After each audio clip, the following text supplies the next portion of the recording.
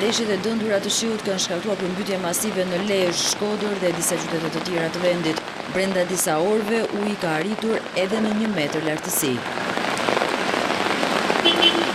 Në Laç, një makinë ku udhëtonin babe bi ka dalë nga rruga për shkak të shirave të rëmbyeshëm.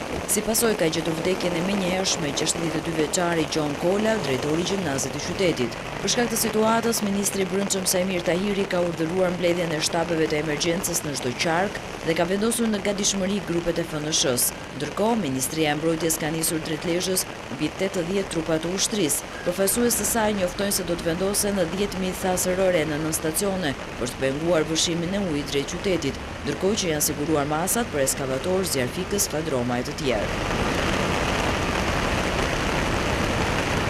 Ndërkohë në Lezhë, situata e përmbytjeve është përkeqësuar nga mungesa e energjisë elektrike në hidrovore.